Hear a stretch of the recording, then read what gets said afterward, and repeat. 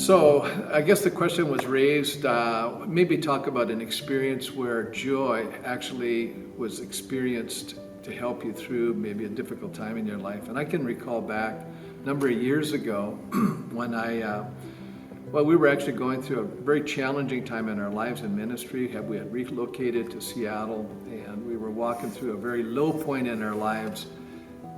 And I had the opportunity to actually go to a Promise Keepers event. And to me, joy isn't so much what was going on in our external life, but what happened at that event was just a deeper realization of the presence of Christ and His joy to bring about sustaining grace in my life. And I could just remember having such an encounter with Christ and the joy that filled my heart. And so it literally transformed my attitude and my sense of vision and direction. And I was able to recommit myself to Christ in an even more profound way. And so joy transcends times of challenge and difficulty and suffering and sorrow in our lives. James chapter 1 verse 2 says, "Count it pure joy when you enter into these trials and even challenging temptations in your life, because you know that these difficulties are actually designed by God in His goodness to help develop character. And some of the elements of character that He wants to produce in our lives are things like perseverance and experiencing hope in these moments so that we can continue on an even keel and not actually be riding the wave of circumstances, up when things are good, down and despairing when things are bad, but really having a sense of quiet confidence that God is there. He's the one that's going to see you through, and that everything that's happening in our lives is going to work for good. Yeah, I think of joy as,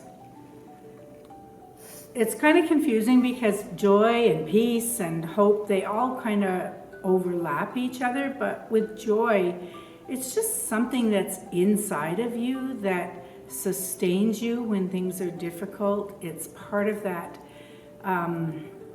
just knowing that God is in control and He's going to work everything out in our lives. And there's just such a strength that comes from having that realization in your life. Yeah.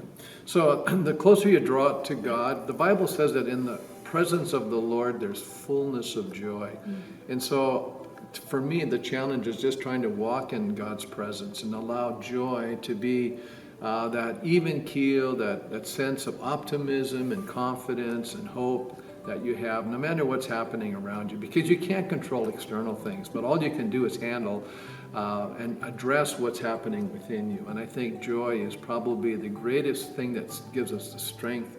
It actually says that in the book of Nehemiah, the joy of the Lord is our strength. And I find that joy gives me such just an equilibrium to handle all the challenges that I know I face as a pastor in a church with a lot of challenges in people's lives, and not be drowned by all those things, but to be sustained by God. Yeah. I don't know. I'm just thinking about the weather right now because it's a little bit cloudy and drizzly outside. And I always laugh at people because they complain so much about the weather. And I just love weather. I love all kinds of weather because every type of weather brings something new. Like we've got this drizzling rain today.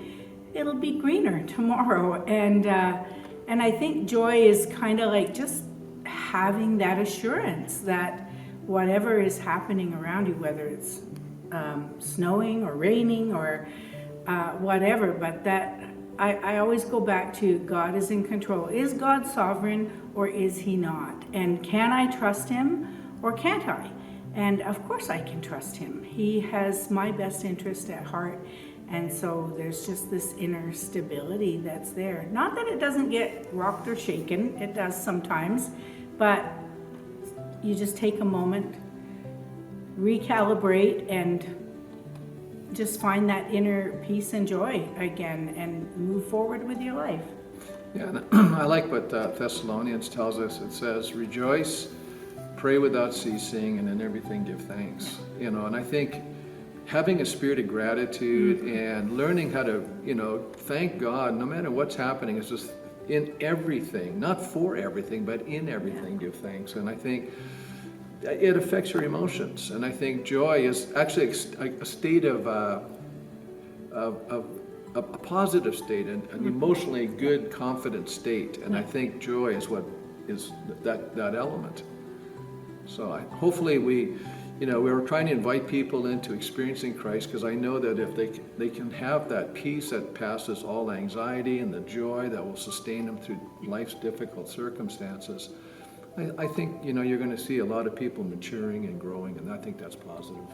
Helps you make better decisions. That's true. Yeah. When you know that God has your best interest at heart.